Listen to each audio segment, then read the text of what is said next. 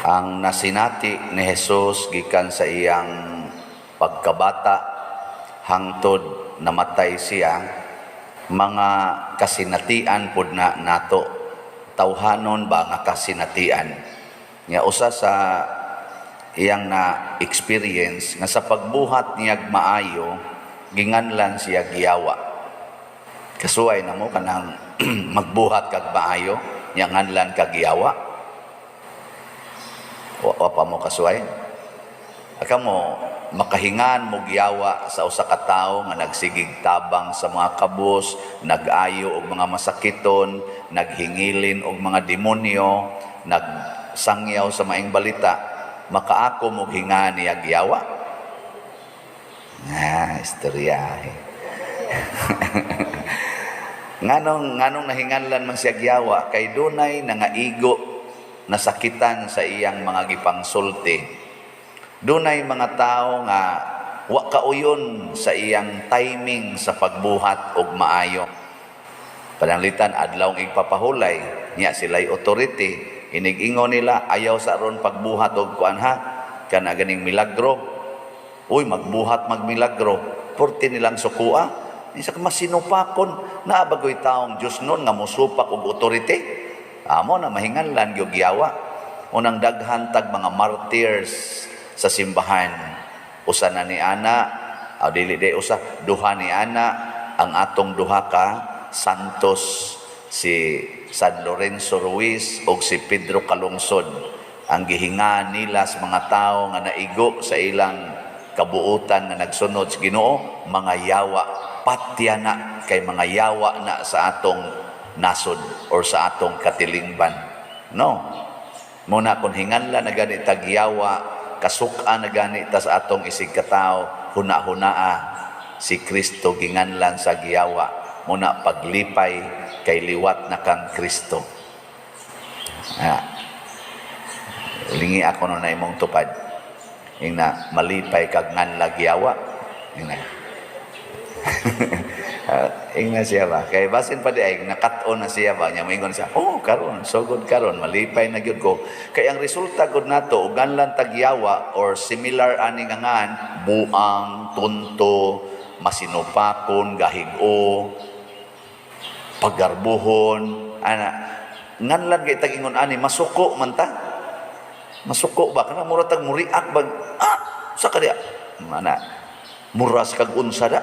Wa nagiyawa na Ginoo kag dayon. Muna si Jesus imbis masuko siya, iya na noong gi-explain.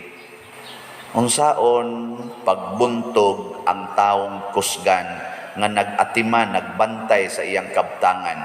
Unsaon man nimo pagbuntog ang taong kusgan nya nagbantay sa iyang kabtangan. Unsaon man? Unsa gisulting Kristo? Imo usa siyang gapuson. Gapuson. Nya kinsa may makagapos niya? Hawa mo kibaw? Ang mas kusgan kay kaniya.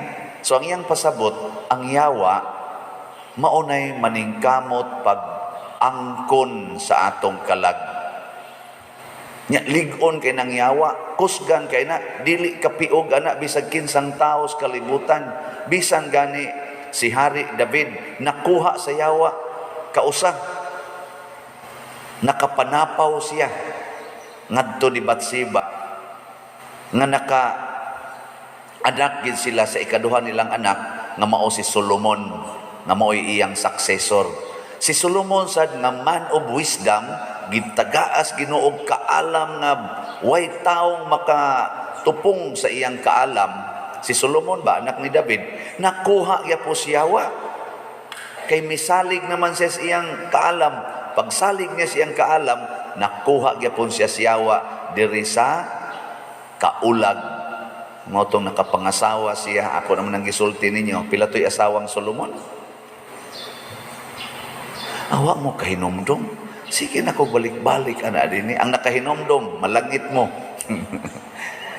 700 kabuk iyang asawa, nya 300 kabuk iyang kabit. Niabot yung 1,000 ang iyang babae kinabuhi niya. 14 sukuas Ginoo, okay lang tong 700 ka asawa, katog yung kabit nga 300 kabuk, unsa man tong iyang kabit nga gitawag og kabit, kana bang mo angkon siyang asawa nga dili na sakop sa nasod sa Israel, mga pagano.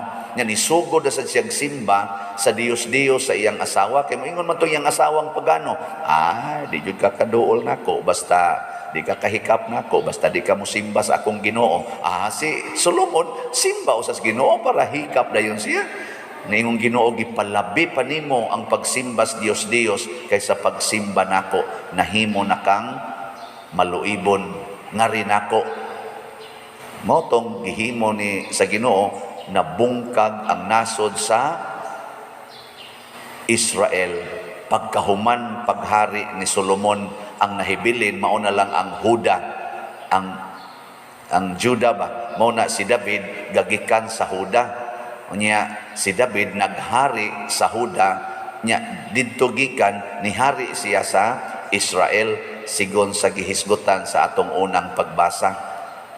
Yang ano man nga si David nakabuntog man sa mga lig-on kayong hari, labi na gitong hari diha sa Jerusalem, katong mga Hibusihanon, nagiingnan lang ko si David nga, muatake ka nako, di ka kasod sugaton ra ka sa mga bakol o mga buta. Pasabot atong haria, purtigin niyang lig-ona, kay ang mga buta lang gud o mga bakol, maigo nang makabuntog ni David. Usa kini ka pasumbingay nga kung ikumparar ka nako, purtira nimo mura ra kag apan-apan. Ang buta ra gud ug ang bakol may makapahawa, di ba? Kanang apan-apan mulupad man na siya kana-naos buta sa iyang kuan sungkod, mulupad na mo padayo na. Apan-apan ba? Kita mo apan-apan. Sige kuno lingi ay mong tupad. Ing na imong naong murag apan-apan. Kana bang daghang ig-apan ba? Mao na say apan-apan, daghang ig-apan. Tanan natong naong naa man gid ni apan. Una pwede sa tangan lang apan-apan. O na nga si David iyang gipruibahan siya, di pa gani ko hari sa una, patay getos Goliath. Kamo na ba nga karon hari na gyugon ana jud koy mga tao? Gibuntog yano kay gibuntog ni David. Nya unsa may gisulti sa atong unang pagbasa? Unsay rason nganong nabuntog ni David ang kusgan kaayo nga hari sa Jerusalem? Unsa man toy gisulti dire? Nawa gyapon kay baw. Naas first reading niingon diri, nagdugang ang gahom ni David kay ang Ginoong Dios nga labing gamhanan nag-uban man kaniya. Nag-uban kaniya. Nya tungod kay ang nag-uban niya pirti mang kusgana, labing gamhanan man sa langit ug sa yuta, ang yawa wagtang. Muna ang ato deng buhaton, buntugo nato ang yawa, makig-uban ta sa Ginoo nga labing gamhanan. Kamoron, nakig-uban mo sa Ginoo?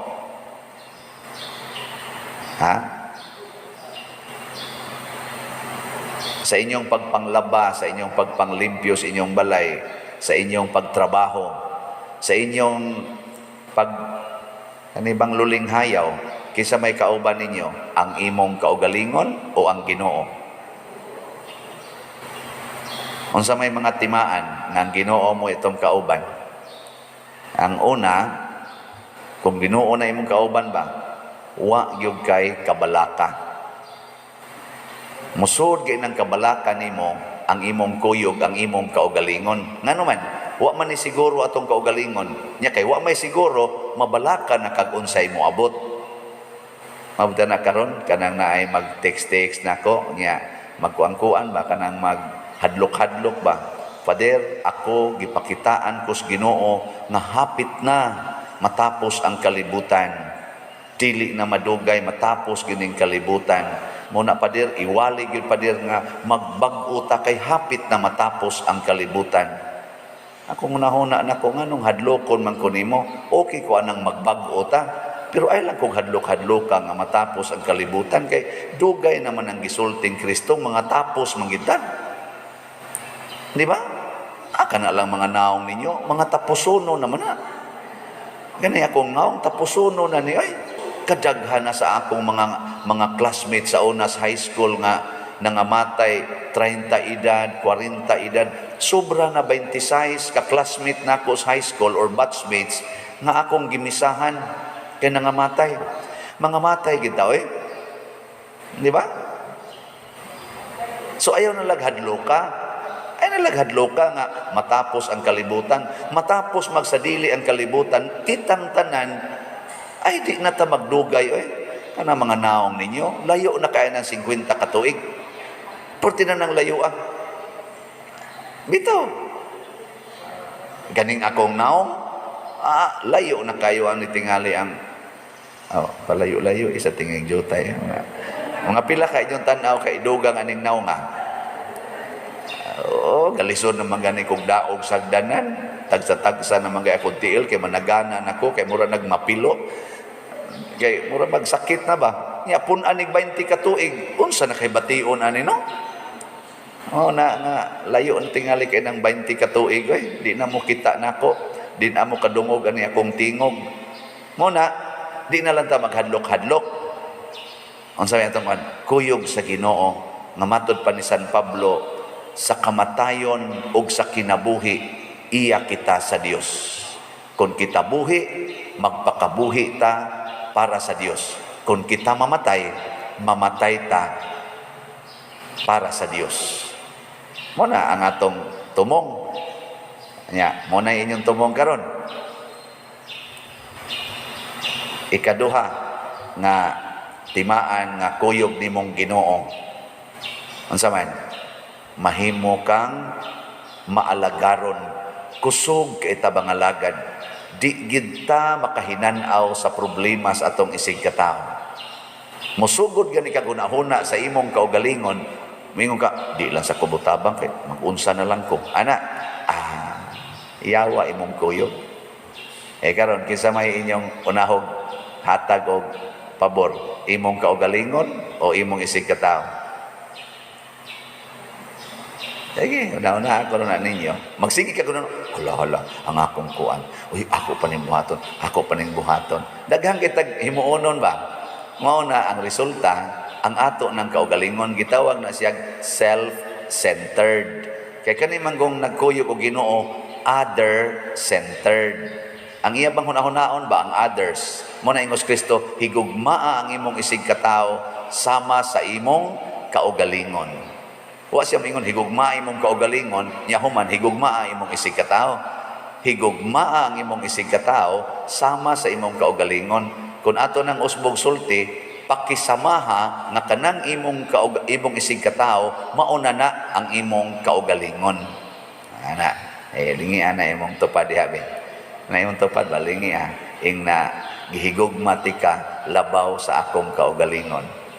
Ay na, sige na. Naon na itong matuo ba? Nabi tayo magsigig komedya na ako din Mutex na ako ba? Father, wa pa jud ka mauwaw siging baligya ng slat? Siya, sige, kada na lang gid nimo wali, sige lang jud kag baligya ng slat. Nya niingon dahil kong tubag niya, di man jud ko mauwaw basta para sa akong isig katao, kung para paninako, dugay na kong nihonong, uwaw na kayo, magsigi kong pangayo para nako, uwaw. Pero kung magsigi kong pangayo para sa akong isig katao, para sa simbahan, para sa mga nanginahanglan, pakamatyan ko ni. Pakamatyan ko yun Kay pagsugod pa lang nako og organize og mga grupo, katong second-year college pa ko, way back 1984, nagtukod ko og youth organization dito sa among lugar sa Kahugan. Tawag to namong Kahugan Youth Organization. Katong panahon na, wa man gyud koy mahimo. Mangarga nya ga eskwela pa ko. Sudan gani kog luyag asin, pero nag-organize ko og youth group. Nya naa mi mga activities.